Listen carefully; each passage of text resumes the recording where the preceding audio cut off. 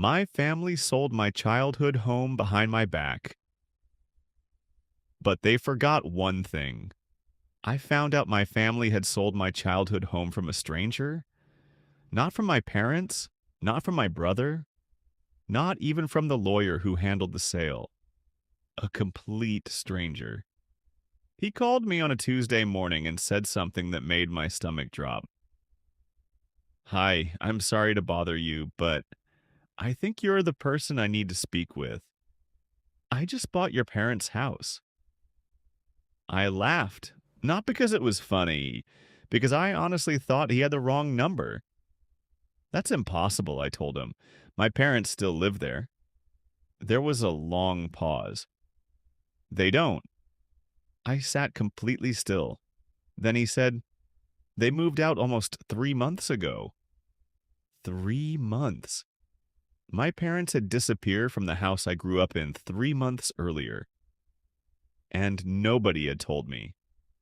I called my mother immediately. She didn't answer. I called my father.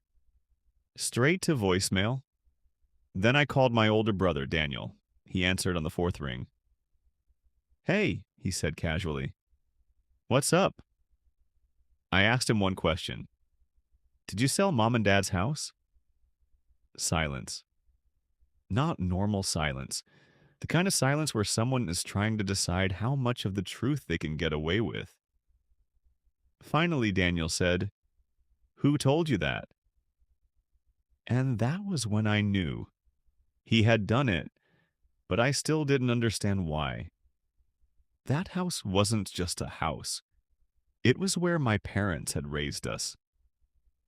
The kitchen still had the little marks on the wall where my mother measured our height every birthday.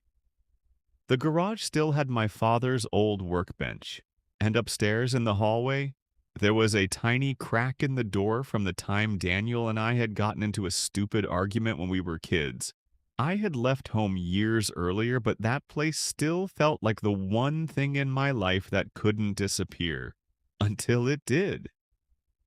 I drove there that afternoon.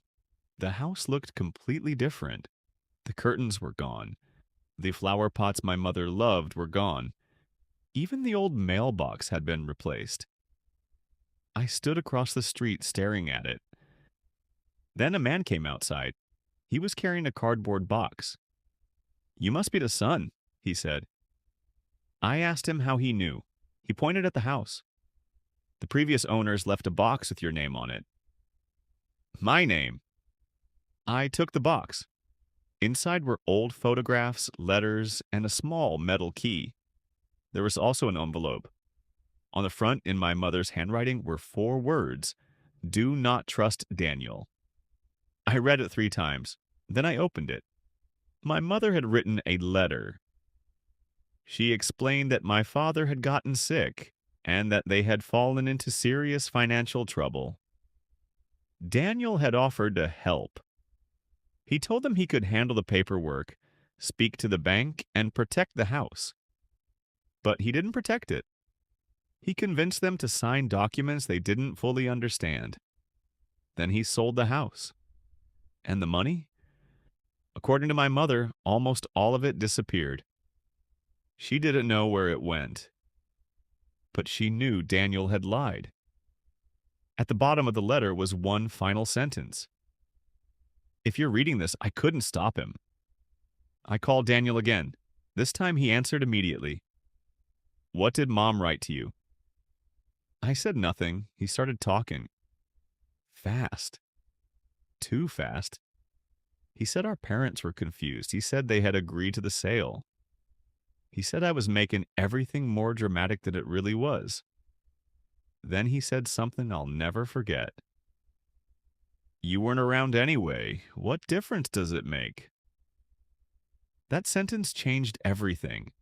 Because he was right about one thing. I hadn't been around. I'd moved away. I'd built my own life. I'd missed birthdays. I'd missed family dinners. I'd convinced myself that being busy was the same thing as being successful. But I had never stopped caring about them. And Daniel knew that. He had counted on my distance. He thought that because I wasn't there, I wouldn't ask questions. So I started asking them. I contacted the bank. I contacted the lawyer. I went through every document my mother had left behind. And slowly, a pattern appeared. The house had been sold for far more than Daniel had told our parents. Much more. And the money hadn't gone toward their medical bills. It hadn't gone toward their debts either. It had been transferred into an account controlled by Daniel. I confronted him. He didn't deny it. Instead, he smiled. You really think you can prove anything? I told him I already had. He laughed. Then he said, You don't understand how this works. He was wrong, because there was one thing Daniel didn't know. The new owner of the house had become suspicious, too. He had found something behind a loose wall panel while renovating the upstairs bedroom. A folder. Inside that folder were copies of the original property documents, and one document had never been included in the sale paperwork. It was an old family trust agreement. According to the agreement, the house couldn't be sold without the signatures of both my parents and me. Daniel had forged my parents' signatures, and he had forged mine. That was the moment everything changed. The new owner contacted his attorney. I contacted mine, and Daniel suddenly stopped answering his phone.